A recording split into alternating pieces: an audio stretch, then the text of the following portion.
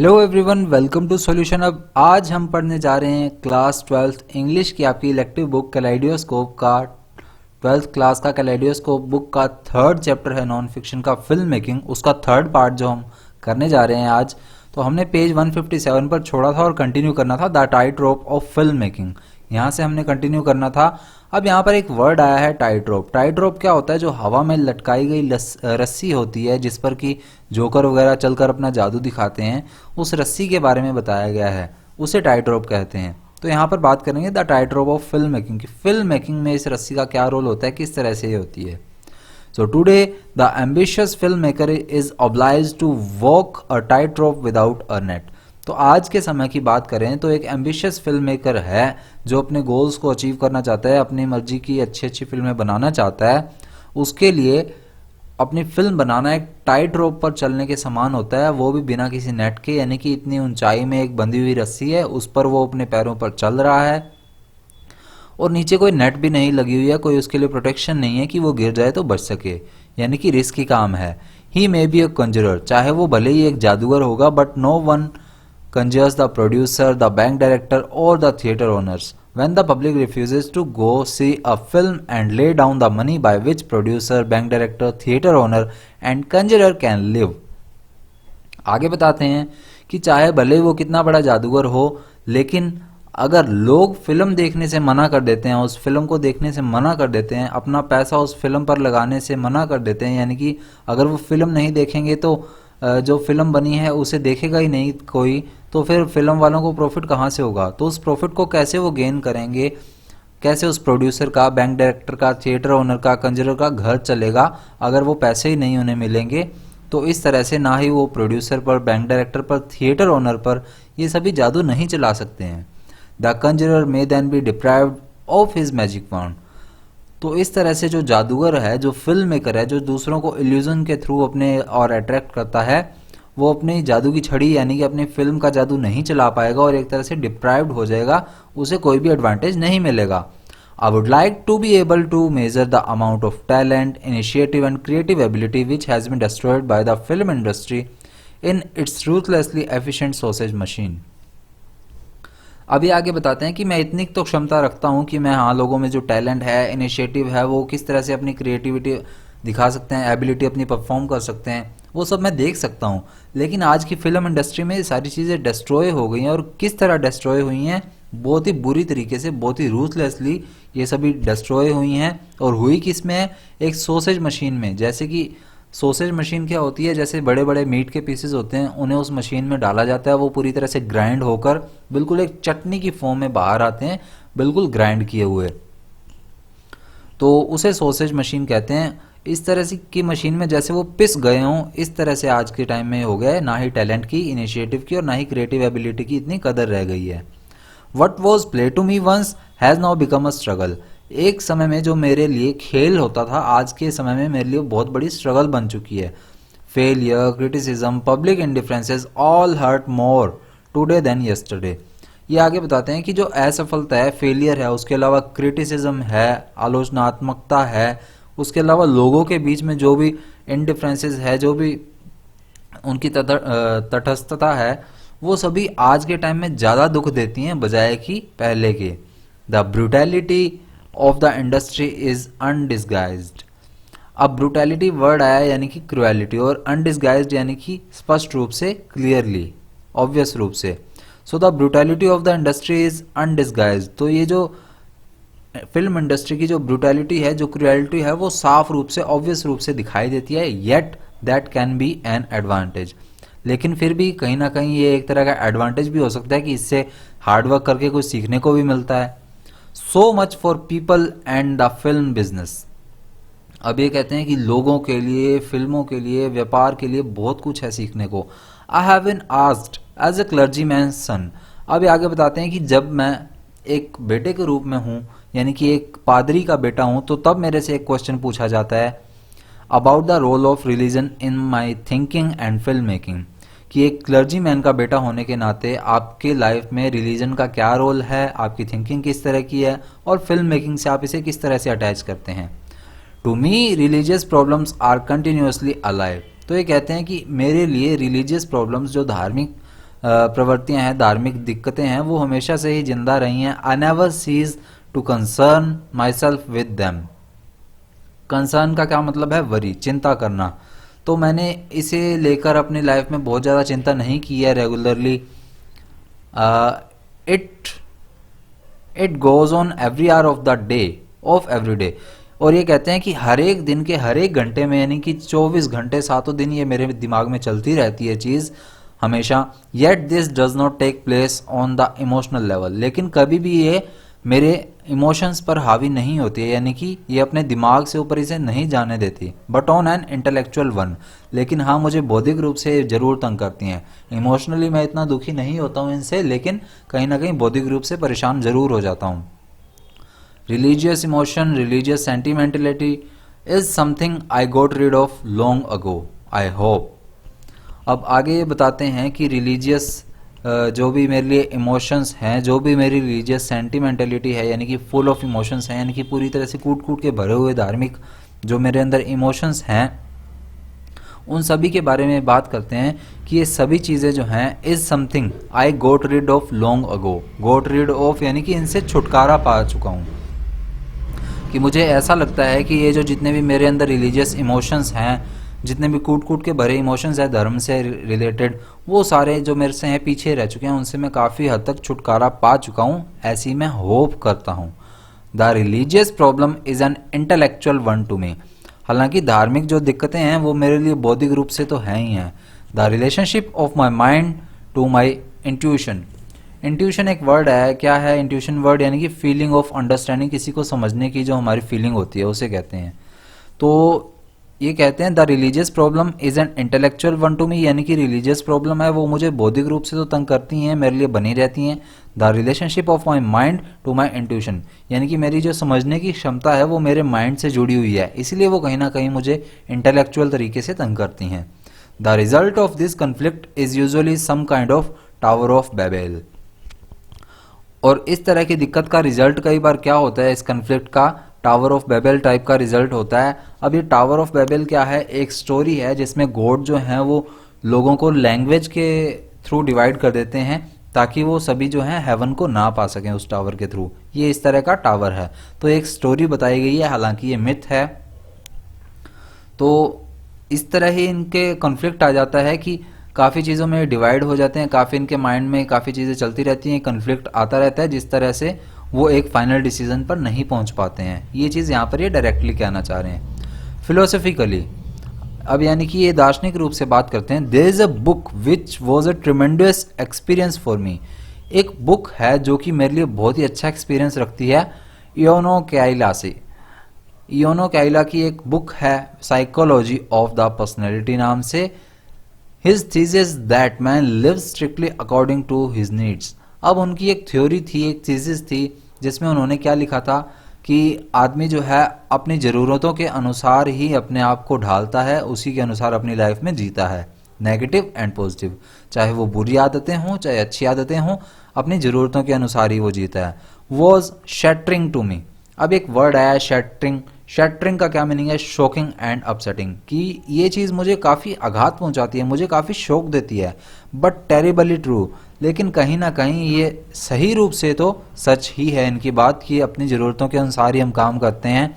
अगर हमें अच्छे से 3 टाइम का बढ़िया लग्जीरियस खाना मिल रहा है, एंटरटेनमेंट मिल रहा है, तो हम काम नहीं करेंगे, लेकिन अगर हमें वो चाहिए तो हम काम करते हैं। And I built on this ground. और आगे बात करते हैं कि मैंने इसी ग्राउंड पर अपने आप को बनाया है, यानी कि अपने आप को बिल्ड किया है, यानी कि इस चीज़ को मैंने फील किया है, ये भी ये बोलते हैं। तो आगे क्या है? Cathedral building. चलिए पहले वाले के मीनिंग्स देख लेते हैं। तो एक वर्ड आया था टाइट रोप, जो कि यहाँ पर हमने देखा। टाइट रोप जो है एक तरह की रस्सी होती है, एक रोप होती है जो कि वायर से बंधी हुई होती है, और ये ग्राउंड से काफ़ी ऊंचाई पर होती है ताकि आसानी से ऊपर चला जा सके। लेकिन इसके नीचे एक नेट रखी जाती है ताकि कोई गिरे तो उस नेट पर गिरे, ताकि ज़मीन पर गिरकर उसे चोट वगैरह ना लगे। उसके बाद एक वर्ड आता है कंजर्स। तो कंजर्स वर्ड है जादू क्रियाएं दिखाने वाला, यानी कि जो मैजिशियन अपनी मैजिक ट्रिक्स दिखाता है, क्लेवर ट्रिक्स दिखाता है, उसे बोला जाता है। उसके बाद वर्ड आता है डिप्राइव्ड। डिप्राइव्ड का मीनिंग है डिसएडवांटेज, यानी कि जिसका लाभ ना मिला हो। And there is a word comes wand, magic wand इसे कहते हैं, मैजिक वांड जादू की छड़ी जिसे आप कहते हैं, जो कि मैजिशियंस यूज करते हैं। उसके बाद वर्ड आया है रूथलेसली। रूथलेसली का मीनिंग है बुरे तरीके से, यानी कि बिना किसी दया के, विदाउट एनी पिटी। और सॉसेज मशीन आपको बता चुका हूं। उसके बाद वर्ड आता है ब्रूटैलिटी। ब्रूटैलिटी का मीनिंग है क्रूएलिटी, यानी कि क्रूरता से।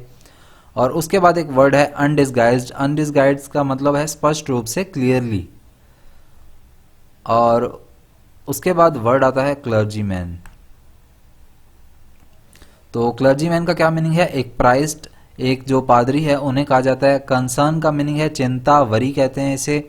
सेंटिमेंटेलिटी का क्या मीनिंग है? फुल ऑफ इमोशंस, पूरी तरह से इमोशन से भरा हुआ। गोट रिड ऑफ, यानी कि छुटकारा पाना किसी चीज से। उसके बाद है इंट्यूशन। इंट्यूशन है feeling of understanding earlier. Tower of Babel आपको बता चुका हूं, a story in which God divides people with different languages so that they can not reach heaven with the help of this star. उसके बाद है thesis. Theory होती है, एक आइडिया होता है एविडेंसेस के साथ। शैटरिंग का क्या मीनिंग है? Shocking and upsetting. उसके बाद है टेरिबली, यानी कि वेरी और एक्सट्रीमली, पूरी तरह से। तो चलिए आगे बढ़ते हैं अब हम। Cathedral building. एक आपको और बात बता दूं, इसके वर्ड मीनिंग की जो पीडीएफ होगी वो आज की वीडियो के बाद आपको शाम तक मिल जाएगी टेलीग्राम चैनल पर। तो टेलीग्राम चैनल जो है हमारा सॉल्यूशन अब 0001 नाम से आप टेलीग्राम पर सर्च कर लीजिएगा, या डिस्क्रिप्शन में मैंने टेलीग्राम चैनल का लिंक दिया हुआ है, वहां से ज्वाइन करके आज की डेट में ही इसे डाउनलोड कर लीजिएगा। या फिर अगर आप लेट देख रहे हैं ये वीडियो, जिस भी दिन देख रहे हैं, तो वहाँ पर डिस्क्रिप्शन में इस वीडियो की अपलोडिंग डेट लिखी होगी। तो उस अपलोडिंग डेट के अनुसार ही आप चैनल पर जाकर, जो टेलीग्राम चैनल पर जाकर आप सर्च कर सकते हैं, उस डेट में ये पीडीएफ आपको मिल जाएगी। तो कैथेड्रल बिल्डिंग, कैथेड्रल एक तरह की चर्च होती है। तो कैथेड्रल बिल्डिंग के बारे में बात कर रहे हैं। People ask what are my intentions with my films, my aims. तो अब ये बात करते हैं कि लोग मुझसे पूछते हैं, ऑथर ये बता रहे हैं कि लोग मुझसे पूछते हैं कि मेरी इंटेंशंस किस तरह की हैं, मेरे एम्स को लेकर, मेरी फिल्म्स को लेकर। It is a difficult and dangerous question. हालांकि ये बहुत ही कठिन और बहुत ही खूंखार सा क्वेश्चन है। And I usually gives an evasive answer. Evasive क्या होता है? एक अवॉइड करने वाला, या फिर घुमा फिरा कर कहना, जिसे हम कहते हैं कि हालांकि ये डेंजरस क्वेश्चन है, फिर भी मैं ज़्यादातर इसे टालने की कोशिश करता हूँ, या फिर घुमा फिरा कर इसका आंसर देता हूँ।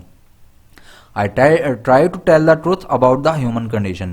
मैं लोगों को सच्चाई से रूबरू कराना चाहता हूँ, ह्यूमन कंडीशन के बारे में जो भी है सच बताना चाहता हूँ। The truth as I see it, और वो सच जो कि मैं देख चुका हूँ उसे ही बताना चाहता हूँ। This answer seems to satisfy everyone but it is not quite correct. अब लोगों को कहीं ना कहीं तो ये सही लगता है, लेकिन पूरी तरह से ये सही नहीं है। I prefer to describe what I would like my aim to be, और मैं लोगों को वो बताना चाहता हूँ कि जो मैं दिखाना चाह रहा हूं, मैं करना चाह रहा हूं। There is an old story of how Cathedral of Chartres was struck by lightning and burned to the ground. अब एक पुरानी सी स्टोरी है कैथेड्रल ऑफ चार्टर्स की। तो कैथेड्रल ऑफ चार्टर्स जो है वो फ्रांस में लोकेटेड है। उसके बारे में स्टोरी है कि किस तरह से बिजली की कड़क की वजह से वो पूरी तरह से जल गया, ग्राउंड से अपने से उखड़ गया, पूरी तरह से तहस नहस हो गया। Then thousands of people came from all points of the campus like a giant procession of ants. तो आगे बताते हैं कि उसके बाद काफ़ी किनारों से लोग आए, यानी कि कंपस से मतलब है यानी कि हर एक तरह से, नॉर्दर्न हेमिस्फीयर, साउदर्न हेमिस्फीयर से लोग आए पूरे घुल मिलकर। और वहाँ पर लोगों ने क्या किया, उसके बाद वहां पर एक चींटियों के झुंड की तरह वो आए और उन्होंने उसे रीबिल्ड करना शुरू कर दिया। And together they began to rebuild and the cathedral on its old site. और जो पुरानी जगह जहां पर ये जला था, उसी जगह पर आकर उन्होंने दोबारा से इसे बनाना शुरू किया। They worked until the building was completed. और उन्होंने तब तक वर्क किया जब तक कि ये बिल्डिंग पूरी नहीं होगी। Master builders, artist, labourers, clowns, noblemans, priest, burghers.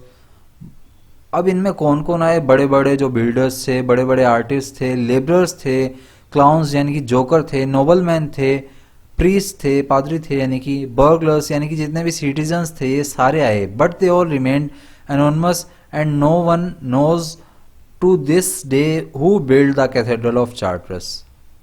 अब यहाँ पर एक वर्ड आया एनोनिमस। एनोनिमस क्या होता है? एनोनिमस होता है अज्ञात, यानी कि जिसका किसी को पता ना हो। तो ये सभी अनोनमस रहे, यानी कि अज्ञात रहे, अपनी आइडेंटिटी इन्होंने हिडन रखी। कोई नहीं जानता कि किस दिन किस तरह वापस से कैथेड्रल ऑफ चार्टर्स को बनाया गया, बिल्ड किया गया। Regardless of my own beliefs and my own doubts, which are unimportant in this connection, it is my opinion that art lost its basic creation drive the moment it was separated from worship.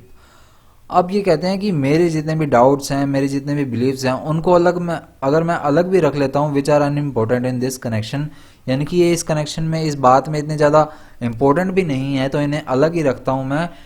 It is my opinion that art lost its basic creative drive the moment it was separated from worship.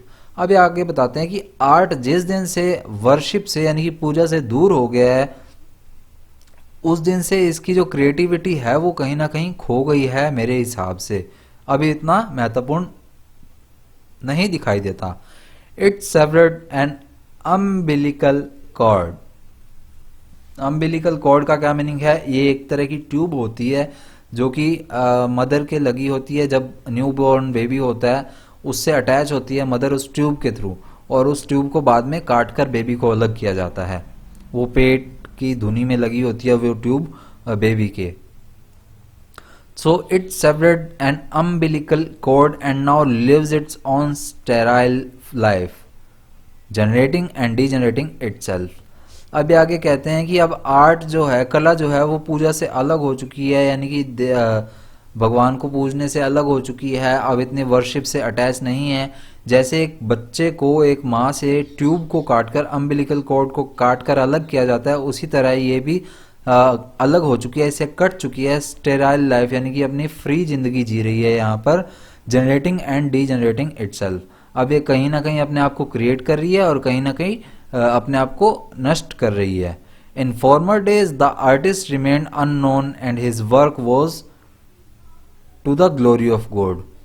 अब ये आगे बताते हैं कि पुराने दिनों में क्या होता था, जो आर्टिस्ट होते थे वो अननोन रहते थे, यानी कि उन्हें कोई नहीं जानता था, और वो जो भी काम करते थे वो ग्लोरी ऑफ गॉड यानी कि भगवान को डिनोट करने के लिए ही करते थे, भगवान की आत्मा को दिखाने के लिए या भगवान की एग्जिस्टेंस को दिखाने के लिए वो काम करते थे।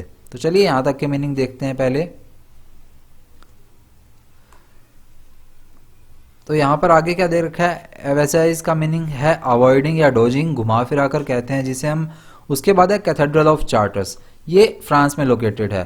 प्रोसेशन का क्या मीनिंग है, the action of moving forward in an orderly way, यानी कि किसी चीज की तरफ हम आगे की तरफ बढ़ते हैं। बर्गर्स सिटीजन्स को कहते हैं, क्लाउन्स जोकर को कहते हैं, a person in funny clothes joker होता है जो। एनोनिमस क्या है, whose name is not known, अज्ञात कहते हैं इसे।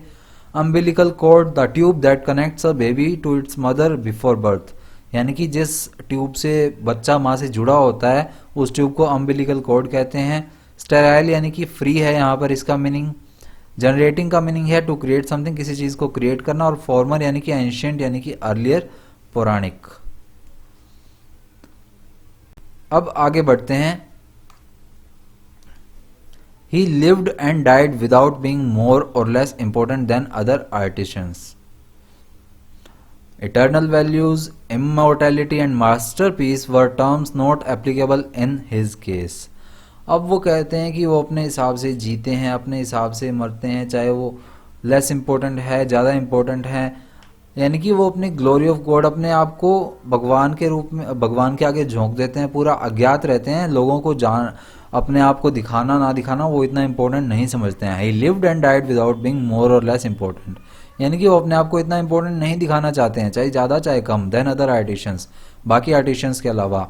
इटर्नल वैल्यूज, इमोर्टैलिटी, मास्टरपीस, ये सारी टर्म्स जो हैं इनके केस में एप्लीकेबल नहीं होती थी पहले वाले आर्टिस्ट के केस में, यानी कि वो इतना ज़्यादा नहीं अपने आप को ऊपर दिखाना चाहते थे कि मेरा जो है पीस, मेरा जो आर्ट है वो मास्टरपीस है और तेरे वाला इतना अच्छा नहीं है, मेरे वाला हाई है तेरे वाला लो है, इस तरह की वैल्यूज वो नहीं दिखाते थे। The ability to create was a gift, और उनके लिए आर्ट को क्रिएट करना एक गिफ्ट, एक एबिलिटी होती थी, एक गिफ्ट होता था।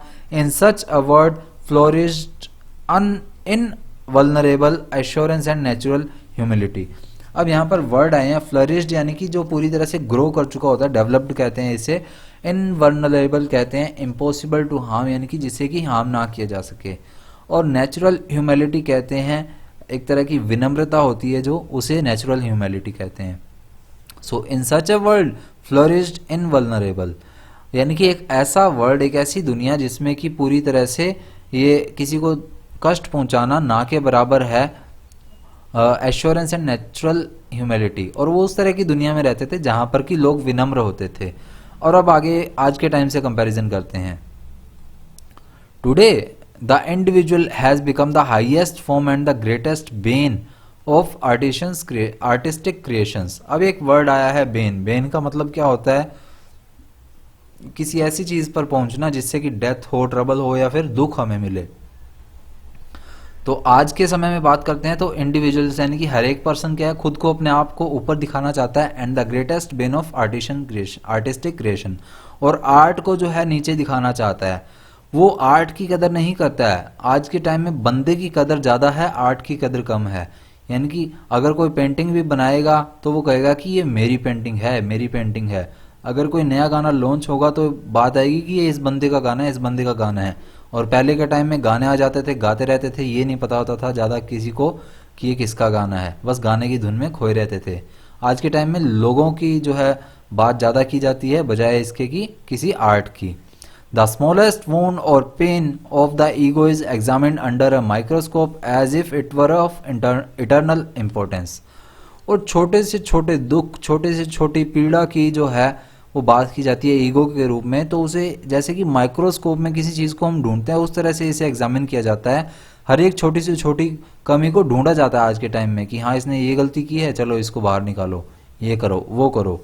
इस तरह की वैल्यूज होती हैं। The artist considered his isolation, his subjectivity, his individualism almost holy. तो आर्टिस्ट जो है आज के टाइम में वो खुद को अलग दिखाना चाहता है सबसे, अपने आप को ऊपर दिखाना चाहता है, अपनी सब्जेक्टिविटी क्रिएट करना चाहता है, अपने आप को इंडिविजुअल दिखाना चाहता है कि हाँ मैं हूँ सबसे ऊपर, ये हूँ ऑलमोस्ट होली, एकदम जैसे इससे ऊपर कोई है ही नहीं, इसी को ही पूजा जाए, इस तरह से वो दिखाना चाहता है, यानी कि इसी के सभी गुणगान करें। Thus we finally gather in one large pen. अब यहाँ पर पेन वर्ड आया। पेन का मीनिंग एक तरह से एक पिंजरे के रूप में है। तो वो कहते हैं कि हालांकि हम जो हैं अभी एक बड़े से पिंजरे के रूप में हैं, where we stand and bleed about our loneliness without listening to each other and without realising that we are smothering each other to death. अब एक वर्ड आया है ब्लीड। ब्लीड का क्या मतलब होता है? जैसे भेड़ें रोती हैं उस तरह से रोना। तो ये कहते हैं कि हम हालांकि एक बड़े से पिंजरे में कैद हैं, where we stand and bleed, जहां पर हम खड़े होते हैं और भेड़ों की तरह रोते रहते हैं, एक दूसरे से ईर्ष्या करते रहते हैं अबाउट और लोनलीनेस, कि हम अकेले हैं, हम अकेले हैं, और हम दूसरों की बातें नहीं सुनते हैं, without listening to each other and without realising that we are smothering each other to death. और हम इस चीज़ की भी कदर नहीं करते हैं कि हम एक दूसरे को चाहे कितना तंग कर रहे हैं, हम एक दूसरे को कितना सफोकेट कर रहे हैं। स्मूदरिंग यानी कि सफोकेटिंग, कितना हम एक दूसरे को सफोकेट कर रहे हैं, इस चीज़ को सोचे बिना ही हम बोलते रहते हैं और कहीं ना कहीं नुकसान पहुंचा देते हैं एक दूसरे को। The individualist stare into each other's eyes and yet deny the existence of each other. अब हर एक बंदा अलग अलग एक दूसरे को घूरता रहेगा चाहे, लेकिन ऐसे दिखाएगा कि हाँ मैं इसको जानता ही नहीं हूँ, मेरे सामने कोई खड़ा है ऐसा मुझे फील ही नहीं कर रहा। वी वॉक इन सर्कल्स, हम सर्कल्स में घूमते रहते हैं। So limited by our anxieties, कितनी चिंताओं में घूमते रहते हैं। That we can no longer distinguish between true and false, और इतना हम इनमें उलझ चुके हैं कि हम ट्रू फॉल्स इन सभी के बीच में डिफरेंस नहीं समझ पा रहे हैं। Between the gangsters Vim and the purest ideal, हम एक गैंगस्टर की जो सनक होती है उसको भी और एक जो सच्चा पवित्र इंसान होता है उन दोनों के बीच में डिफरेंस नहीं समझ पाते हैं। इतना आज के टाइम में हम बिजी हो चुके हैं और चिंताओं से घिर चुके हैं। Thus if I am asked what I would like the general purpose of my films to be, I would reply that I want to be one of the artist in the cathedral of the on the great plane.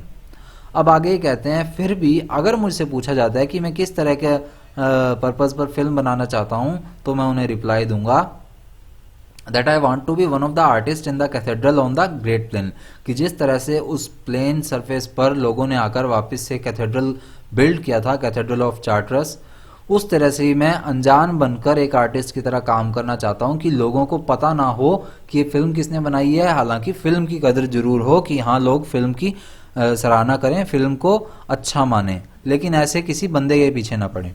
I want to make a dragon's head, an angel, a devil और perhaps a saint out of stones. और आगे वो कहते हैं कि मैं एक dragon का हेड बनाऊं, एक एंजल बनाऊं, एक डेविल बनाऊं, एक साधु संत बनाऊं, कुछ भी बनाऊं, वो एक मास्टरपीस निकले, एक अच्छा काम निकले, यानी कि वो लाखों में एक हो, एक स्टोन के रूप में हो, मोती के रूप में हो। It does not matter which, it is the sense of satisfaction that counts. अब ये मैटर नहीं करता कि किस तरह का काम हो, बस काम से सेटिस्फैक्शन मिलनी चाहिए, ये गिनती होनी चाहिए। Regardless of whether I believe और not, whether I am a Christian और not, I would play my part in the collective building of the cathedral. अब ये आगे कहते हैं कि मैं इस बात में यकीन नहीं करूंगा, regardless of whether I believe और नॉट, यानी कि मैं उस जगह को मानता हूं या नहीं, चाहे मैं क्रिश्चियन हूं या नहीं, यानी कि मैं उस जाति से बिलोंग करता हूं या नहीं, लेकिन फिर भी मैं ये चाहता हूं कि मैं कलेक्टिवली, यानी कि उन लोगों के बीच में ही, झुंड में ही, उस बिल्डिंग को, उस कैथेड्रल को बनाने में अपना पूरा सहयोग दूं, कलेक्टिवली अपना रोल जो है वो प्ले करूं। तो यहाँ तक का जो वर्ड मीनिंग का सेशन है वो देख लेते हैं। ग्लोरी ऑफ गॉड, यानी कि गॉड के बारे में प्रशंसा करना या उन्हें सराहना, use to describe something abstract to God's presence. उसके बाद है artisans, a person who makes things skilfully, या जिसे शिल्पकार कहते हैं, आर्टिस्ट कहते हैं। फ्लरिश्ड यानी कि डेवलप होना। उसके बाद है इनवल्नरेबल, इम्पॉसिबल टू हार्म, जिसे हार्म ना किया जा सके। Natural humility, people who are blessed naturally with a personality of calm, quiet, respect for others, etc. विनम्रता का भाव इसे कहते हैं। उसके बाद वर्ड है bane, something which causes death, troubles, unhappiness। और उसके बाद है holy, sacred कहते हैं, जिसे पवित्र कहते हैं। पेन का मीनिंग है यहाँ पर एक पिंजरे से है। उसके बाद है bleat, cry like a sheep or goat, यानी कि भेड़ों बकरियों जैसे रोना। to speak in a complaining voice, यानी कि किसी को हम जैसे शिकायत कर रहे हो। उसके बाद है स्मूदरिंग, स्मूदरिंग क्या है, suffocating.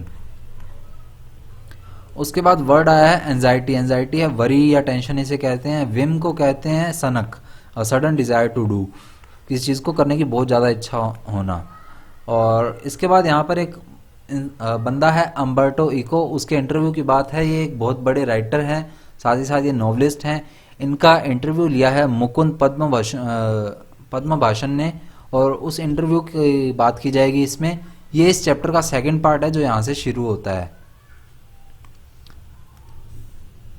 So with over 30 honorary doctorates and a string of literary and academic awards, Umberto Eco has the reputation of being one of the world's foremost intellectuals. तो वो कहते हैं कि उस एकेडमिक अवार्ड्स में Umberto यानी कि वहाँ पर 30 बंदे थे जिन्हें कि डॉक्टरेट की, पीएचडी की डिग्री, जो उस यूनिवर्सिटी की सबसे बड़ी डिग्री है, उससे सम्मानित किया जाना था एकेडमिक अवार्ड में। अम्बर्टो एको उन्हीं में से एक है। Has the reputation of being one of the world's foremost intellectual, उन्हीं सब बुद्धिमान लोगों में से एक हैं Umberto Eco. Professor at the university of Bologna in Italy, Italy के बोलेग्ना यूनिवर्सिटी में इन्होंने एज अ प्रोफेसर काम किया है। Umberto echo is known for his ideas of semiotics. Semiotics क्या है, जो साइन की और स्टडीज सिंबल्स की स्टडी होती है उन्हें सेमियोटिक्स कहा जाता है। तो इन्होंने इस पर काफ़ी काम किया है, इसके लिए ही ये जाने जाते हैं। लिटरेरी इंटरप्रिटेशन यानी कि साहित्यिक काम के रूप में भी जाने जाते हैं ये। मेडिएवल एस्थेटिक्स यानी कि मध्य इतिहास के बारे में जो जितने भी बातें होती हैं। एस्थेटिक्स क्या है, एक ब्रांच है फिलोसफी की जो कि नेचर से और ब्यूटी से बिलोंग करती है। तो मध्यकालीन जो भी ब्यूटी से रिलेटेड जितना भी इतिहास है उस ब्रांच के बारे में भी इन्होंने काफ़ी स्टडी की है और उसी के बारे में ज़्यादा जाने जाते हैं। He is a distinguished novelist and writer, ये काफ़ी जाने माने और अच्छे राइटर हैं। His novel the name of the rose, इनका एक नॉवल है the name of the rose जो कि पब्लिश हुआ था 1980 के अंदर। सोल्ड ओवर 10 मिलियन कॉपीज, अब इसकी लगभग 10 मिलियन यानी कि 1 करोड़ कॉपीज बिकी। Here's an extract from an interview with Eco where he expresses his views on the filming of books. तो इनका एक इंटरव्यू हुआ था जिसमें कि इन्होंने इसके बारे में बताया था, उसी एक छोटा सा पार्ट है जो आज हम पढ़ेंगे, और उसमें बताया गया था उनके व्यूज़ के बारे में कि जो बुक्स हैं उन पर फिल्म बनाई जाती हैं तो उसका किस तरह का क्रिएशन होता है या क्या होता है, उसके बारे में जानकारी दी है। तो ये डार्क में जो हमें बताया गया, पहले जो बोल्ड किया गया है टेक्स्ट, डार्क किया गया है, वो तो एक क्वेश्चन है जो पूछ रहे हैं मुकुंद पद्म भाषण, और जो नॉर्मल टेक्स्ट जो हमारा अभी तक चल रहा है उसमें होगा, वो होगा जो अम्बर्टो इको आंसर देंगे। So the name of the Rose is a very serious novel. It's a detective yarn at one level, but it is also delves into metaphysics, theology and medieval history। अभी आगे बताते हैं, question पूछते हैं मुकुंद कि जो name of the रोज है वो काफ़ी सीरियस नॉवल है, एक डिटेक्टिव टाइप का नॉवल है, एक लेवल का नॉवल है। It also delves in metaphysics, theology and medieval history. और आगे बात करते हैं कि मेटाफिजिक्स से बिलोंग करता है, एक ऐसी डीप स्टडी होती है फिलोसफी के बारे में, फिलोसफी की एग्जिस्टेंस के बारे में, ट्रुथ के बारे में और नॉलेज के बारे में, जिसे मेटाफिजिक्स कहा जाता है। और थियोलॉजी किसे कहा जाता है, जो कि धर्मशास्त्र होता है, भगवान की एग्जिस्टेंस के बारे में जो स्टडी होती है वो थियोलॉजी होती है। तो ये कहते हैं कि उसमें आपने पूरी तरह से खोद खोद के लिखा है मेटाफिजिक्स, थियोलॉजी और मेडिएवल हिस्ट्री के बारे में। Yet it enjoyed a huge mass audience, लेकिन फिर भी इसमें काफ़ी हद तक, काफ़ी ज़्यादा मात्रा में ऑडियंस जो है इसे पसंद कर रही है, इस नॉवल को। Were you puzzled at all by this, क्या आप इससे पजल नहीं हुए? तो आगे हम बर्टो एको आंसर देते हैं, no, journalist are puzzled. Journalist जो है वो पजल हुए पड़े, एंड समटाइम्स पब्लिशर, और कहीं ना कहीं पब्लिशर भी हो रखे हैं। And this is because journalist and publishers believe that people like trash and don't like difficult reading experiences. और ऐसा इसीलिए है क्योंकि जर्नलिस्ट हैं, पब्लिशर हैं, वो ऐसा मानते हैं कि लोगों को कचरा पसंद है, यानी कि एंटरटेन करने वाली चीज़ें ही पसंद हैं, and don't like difficult reading experiences, और उन्हें कठिन या फिर ज़्यादा रिसर्च की हुई जो बुक्स होती हैं वो पसंद नहीं है। Consider there are 6 billion people in this planet. अब ये कहते हैं कि मान लो दुनिया में 6 बिलियन लोग हैं, 1 मिलियन में 6 जीरो लगती हैं आगे और बिलियन में 9 जीरो लगती हैं, ये ध्यान रखिएगा। तो 6 के आगे अगर आप 9 जीरो और लगा लेंगे तो देख लीजिए कितने लोग हो जाएंगे। तो ये कहते हैं कि इतने लोग हैं दुनिया में, मान लो 6 बिलियन लोग हैं। The name of the Rose sold between 10 and 15 million copies, लेकिन फिर भी उसमें से the name of the Rose की तो 10 से 15 मिलियन कॉपीज ही बिकी हैं। So in a way I reach only a small percentage of readers. तो इस हिसाब से देखा जाए तो मैं लोगों के काफ़ी हद तक, ज़्यादा जनता में नहीं पहुंचा हूँ, कुछ ही हद तक लोगों ने इसे पढ़ा है, थोड़े से लोगों ने ही पढ़ा है। But it is exactly these kinds of readers who don't want easy experiences. और मैं मानता हूँ कहीं ना कहीं ये उस तरह के लोग हैं जो हर एक टाइम इजी एक्सपीरियंस, यानी कि आम सी एंटरटेन करने वाली किताबें नहीं पढ़ना चाहते हैं, और at least don't always want this, या फिर हमेशा एंटरटेनमेंट नहीं चाहते हैं। I myself at 9 PM after dinner watch television and want to see इधर मियामी वॉइस और एमरजेंसी रूम। और ये कहते हैं कि रात को 9 बजे के बाद, खाने के बाद, मैं भी क्या करता हूँ, टेलीविज़न देखता हूँ, उसमें मेरे को मियामी वाइस और एमरजेंसी रूम, इस तरह के शोज़ मैं देखता हूँ। आई एन्जॉयड इट, मैं इन्हें पसंद करता हूँ। एंड आई नीड, और मुझे इनकी ज़रूरत भी है कहीं ना कहीं माइंड को रिफ़्रेश करने के लिए, बट नॉट ऑल डे। लेकिन पूरा दिन ऐसा नहीं होता है भाई मेरे, पूरा दिन मैं ऐसा नहीं देखता हूँ, सिर्फ माइंड फ्रेश करने के लिए रात को 9 बजे देखता हूँ, यानी कि एक लिमिटेड टाइम पीरियड के लिए देखते हैं। Could the huge success of the novel having anything to do with the fact that it dealt with a period of medieval history that, अब यहाँ पर डॉट डॉट डॉट लगे हैं, यानी कि अम्बर्टो एको ने इनकी बात को बीच में रोककर ही अपना आंसर देना शुरू कर दिया था। क्या पूछा इन्होंने? Could the huge success of the novel have anything to do with the fact that it dealt with a period of medieval history? कि क्या ऐसा भी हो सकता है कि ये मध्यकालीन इतिहास से रिलेटेड है, इसीलिए लोगों ने कहीं ना कहीं इंटरेस्ट लेकर इसे पढ़ा है। तो इनकी बात को बीच में ही टोकते हुए, मुकुंद की बात को बीच में ही टोकते हुए अम्बर्टो एको आंसर देते हैं, दैट्स पॉसिबल, ऐसा हो सकता है। अब यहाँ पर हम इनकी बात करें, मुकुंद पद्म भूषण की, एक जर्नलिस्ट हैं द हिंदू न्यूज़पेपर के अंदर। तो आगे अम्बर्टो एको कहते हैं कि हाँ ऐसा भी हो सकता है, but let me tell you another story, लेकिन एक स्टोरी और बताता हूँ तुम्हें। Because I often tell stories like a Chinese wise man, क्योंकि मैं ज़्यादातर चाइनीज़ जो पुराने लोग हैं, यानी कि बूढ़े लोग हैं, उनकी तरह स्टोरीज बताता हूँ। My American publisher said while she loved my book she didn't expect to sell more than 3000 copies in a country where nobody has seen a cathedral और स्टडी लेटिन। तो आगे बताते हैं कि मेरी एक अमेरिकन पब्लिशर थी जिसने मुझे कहा था कि उनकी बुक तो उन्हें बहुत पसंद आई है, अम्बर्टो एको की बुक, लेकिन इनकी 3000 से ज़्यादा कॉपीज़ नहीं बिकेंगी एक ऐसी कंट्री में जहाँ पर कैथेड्रल के बारे में लोग जानते ही नहीं हैं, और दूसरी बात लैटिन भाषा के बारे में ही नहीं जानते हैं। So I was given at advance for 3000 copies, तो मुझे 3000 कॉपीज़ का ऑर्डर मिला था, but in the end it sold 2 और 3 मिलियंस इन द यूएस। लेकिन जब एंड हुआ, यानी कि एक एंड पॉइंट आया कि इस बुक्स की इतनी कॉपीज अब बिक सकती हैं, बिक चुकी हैं, तो उस एंड में 2 से 3 मिलियन कॉपीज जो हैं वो सिर्फ यूएस में बिकी। अभी यहाँ पर इन्होंने ऊपर बात की थी कि अप्रोक्सीमेट 15 मिलियन, 10 से 15 मिलियन बुक्स जो हैं इनकी बिकी हैं, जिसमें से केवल और केवल 2 और 3 मिलियन तो यूएस में, यूनाइटेड स्टेट में ही बिक गई हैं, जहाँ पर इनकी अमेरिकन पब्लिशर ने सोचा ही नहीं था कि 3000 से ज़्यादा कॉपीज़ बिकेंगी। वहाँ पर 2 से 3 मिलियन यानी कि 20-30 लाख कॉपीज़ बिक गई। A lot of books have been written about the medieval past far before mine. अब बहुत सी ऐसी बुक हैं जो मध्यकालीन इतिहास के बारे में ऑलरेडी लिखी जा चुकी हैं मेरे से पहले। I think the success of the book is a mystery, और मैं ऐसा सोचता हूँ कि इस बुक की जो सक्सेस है वो मिस्ट्री है। नोबडी कैन प्रेडिक्ट इट, कोई इसके बारे में ऐसा नहीं सोच सकता या नहीं बता सकता कि कैसे हुआ ये। I think if I had written the name of the Rose 10 years earlier और 10 years later it wouldn't have been the same. और मैं ऐसा मानता हूँ कि the name of the Rose या तो मैंने 10 साल पहले या 10 साल बाद में लिखा होता ना इस समय के, तो ये ज़्यादा इतना फेमस नहीं होना था जितना कि आज हुआ है। Why it worked at that time is a mystery, और इसी समय पर ये इतना सफल हुआ, ये एक मिस्ट्री ही बना हुआ है। तो आगे मुकुंद फिर से क्वेश्चन पूछते हैं, what did you think about the film directed by Jean Jacques Annaud and starring Sean Connery, why weren't you happy with it.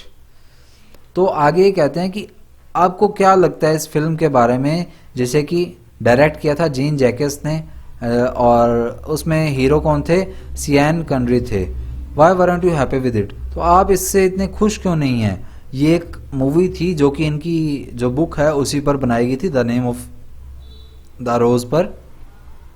तो आगे क्या अम्बर्टो एको जवाब देते हैं, I expected the film to be different, मैं ऐसा मानता था कि ये जो फिल्म है ये डिफरेंट होने वाली है, कुछ अनोखी होगी। My novel is a kind of club sandwich, मेरा एक नॉवल है वो एक क्लब के सैंडविच के रूप में, जिसमें भिन्न भिन्न तरह की बहुत बहुत चीज़ें हैं, जैसे कि लेट्यूस जो कि सलाद के अंदर पत्ते होते हैं वो वाले, और टमाटो यानी कि टमाटर, चीज़ भी होगी उसमें, ये सारी चीज़ें यानी कि अलग अलग मसालेदार चीज़ें होंगी मेरी फिल्म में, मुझे ऐसा लगा था एक क्लब सैंडविच की तरह होगी। डिफरेंट लेयर्स ऑफ मीनिंग, अब मुकुंद फिर से क्वेश्चन पूछते हैं कि डिफरेंट लेयर्स ऑफ मीनिंग, अलग अलग तरह की मीनिंग की layers, yes a film select can not select all the layers. तो आगे अम्बर्टो एको जवाब देते हैं कि जी हाँ, एक फिल्म के अंदर अलग अलग तरह की लेयर्स को सेलेक्ट नहीं किया जा सकता, सारी जितनी भी लेयर्स हैं उन्हें सेलेक्ट नहीं किया जा सकता है, यानी कि जितने पॉइंट मैंने बुक में लिखे हैं वो सारे कवर नहीं हो सकते मूवी में। It has to make do with jamon और चीज़। अब यहाँ पर एक वर्ड आया है जैम्बन, जैम्बन क्या होता है, मीट होता है जो कि पिग की थाई से काटा जाता है पतले पतले पीसेस के रूप में। तो it has to make do with jambon और चीज़, यानी कि या तो आप जैम्बन यूज़ कर सकते हैं, उस मीट के पतले पतले पीसेस को यूज़ कर सकते हैं, या फिर चीज़ यूज़ कर सकते हैं, या फिर कोई और पार्ट यूज़ कर सकते हैं। I didn't react like authors who immediately after the film is made say it is not all like my book. और ये कहते हैं कि बाकी ऑथर्स की तरफ मैं इस तरह रिएक्ट नहीं करूँगा इमीडिएटली फिल्म बनने के जस्ट बाद ही कि मेरी जो मूवी बनी है वो बुक से रिलेट नहीं कर रही है इतनी ज़्यादा जैसे मैंने बुक में लिखा। But after that experience I asked my publisher not to sell the rights of the novel to cinema. लेकिन ये मूवी बनने के बाद मैंने अपने पब्लिशर को मना कर दिया था कि मेरी जो बुक है उसके जो सिनेमैटिक राइट्स हैं यानी कि मूवी राइट्स हैं वो किसी और को ना दिए जाएं। अब I did this because I discovered that 80% of readers read the book after the movie. और ये आगे रीज़न भी देते हैं कि ऐसा उन्होंने क्यों कहा, क्योंकि जितने भी बुक्स रीडिंग वाले हैं उनमें 80% जनता तो ऐसी होती है जो मूवी देखने के बाद बुक रीड करती है कि मूवी में कोई उनसे पार्ट छूट गया तो वो बुक रीड करके उसको अच्छे से समझेंगे, and that is very painful for a novelist. और अगर ऐसा होता है कि मूवी देखने के बाद कोई बुक पढ़ रहा है तो एक नॉवलिस्ट के लिए इससे बुरी कोई चीज़ नहीं है। But surely this also means greater success, greater remuneration. Remuneration एक वर्ड आया, रिम्यूरेशन का क्या मीनिंग है, पे या फिर मनी, जो आप पैसा गिनते हैं एक सैलरी के रूप में। तो ये कहते हैं कि but surely this also means greater success, greater remuneration. तो ये कहते हैं कि इससे तो आपको और सफलता मिलती, और पैसा आता आपका, तो अच्छा ही था आपके लिए। तो आगे अम्बर्टो एको कहते हैं कि जी हाँ, but it is embarrassing to know that somebody else has already told the reader that the novel should be read in a particular way. तो आगे ये कहते हैं कि लेकिन फिर ये बहुत ही अजीब सी बात हो जाती है कि कोई बाहर का दूसरा बंदा किसी और बंदे को बताए कि आपको नोवेल किस तरह का पढ़ना है, किस तरह से पढ़ना है। यानी कि कोई मूवी देखकर और डायरेक्टर की मूवी देखने के बाद वो ये डिसाइड करे कि नोवेल इस तरह से पढ़ा जाना चाहिए या इस तरह से होना चाहिए, तो वो नोवेलिस्ट के लिए बहुत बुरी बात है। यानी कि नोवेलिस्ट फिर अपने आप को अट्रैक्ट नहीं करवा पाया लोगों के अंदर। That he should imagine the face of a character in a particular वे। और अगर वो मूवी देख के ऐसा करते हैं तो एक बुक रीडिंग के टाइम उनके दिमाग में एक कैरेक्टर चलता रहता है ऑलरेडी मूवी के अकॉर्डिंग, तो वो बुक जो है मूवी की वजह से ही पढ़ रहे हैं। The only enviable position is that of Homer's, who had the film made more than 2000 years after the book laughs। अब यहाँ पर अम्बर्टो एको एक बात बोलते हुए हंसते हैं, और वो बात क्या होती है, that the only enviable position. Enviable क्या है, जैसे कि दैट समथिंग और somebody else has and one does not, यानी कि किसी को वो चीज़ मिल गई है और उन्हें ना मिली हो, तो द ओनली एनविएबल पोजिशन। एक ईर्ष्या के रूप में ही कहते हैं कि होमर को देखो जो कि 2000 साल बाद भी, यानी कि उनकी डेथ के 2000 साल बाद भी उनकी बुक पर मूवी बनाई गई, तो उन्हें लोग कितना याद रख रहे हैं। तो उनसे अम्बर्टो एको को थोड़ी सी जेलसी हो रही है उस पोजीशन से, ये बात यहाँ पर है, और वो हंसते हुए ये बात कहते हैं।